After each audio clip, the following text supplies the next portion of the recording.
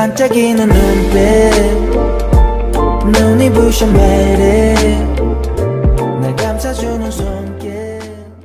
I'm surprised that Bae Ja-young, despite being a criminal, suffered more than Moon Jong-jun. She was locked in a car, thrown into the water, pushed off a cliff, and endured the same tortures she inflicted on Ji-ho. She even punched her in the face. It's harsh, but it seems to satisfy the one doing the hurting. Both characters, Moon Jong-jun and Bae Ja-young, are intense and raise viewers' stress levels, especially with the strong performances of the other actors. This intensity makes the emotional release even stronger. There's the ending of Justicia. At first, I thought Justicia, after completing her mission, would return to hell as a just judge. But from episode 3, a strange romance between a demon and a human started to unfold, growing stronger in episode 4. As Justicia becomes Kang Bit Na, her emotions change, revealing the consequences of a demon falling in love death. Baal suggested that when demons experience human emotions,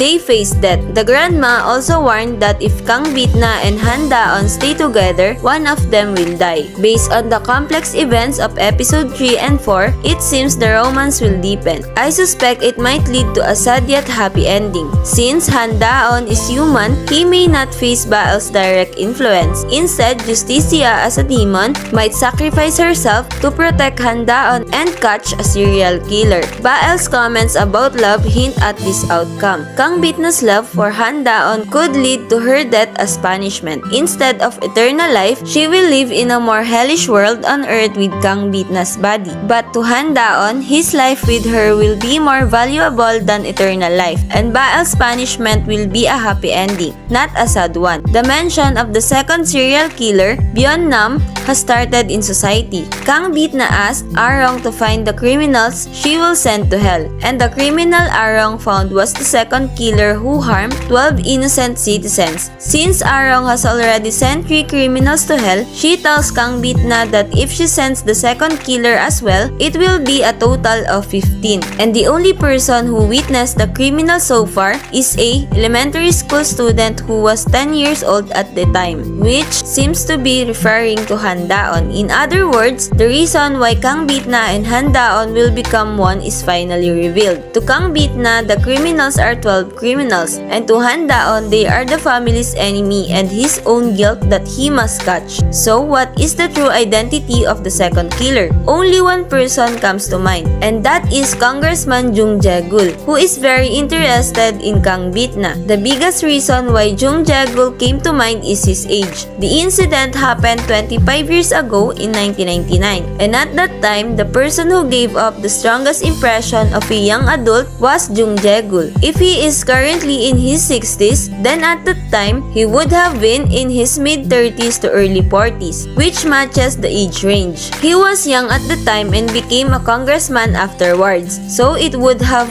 been easy for him to avoid suspicion. Even if he was suspected, he would have had the power to cover it up. So why did he commit such a crime? I had a feeling that he didn't just live a normal life without a purpose. Behind his gentle smile, he seemed like a slave to dark desires. So I thought that the crime was a stepping stone for Jung Jae-gul to become a congressman. Considering the continuous talk about the redevelopment of Wang Shandong, there might have been some news related to redevelopment at that time. He used the crime scene as a place to lower property values and bought the houses at a low price. After the success of his business, he became a congressman, but he was caught by Kang Bit Na, and she had no choice but to eliminate him. So, in the end, the person who harmed Kang Bit Na might be Jung Jae-gul. This also explains why there is so much curiosity about Kang Bit Na's lost memories. Another prediction is that when Kang Bit Na was being attacked in the scene where she fell into the water, the attacker seemed to be an old man with weak strength. This prediction is correct. Kang Bit Na will be able to solve a lot of things at once. At least 13 people, including the second killer who harmed Han Da-on's family, will be counted.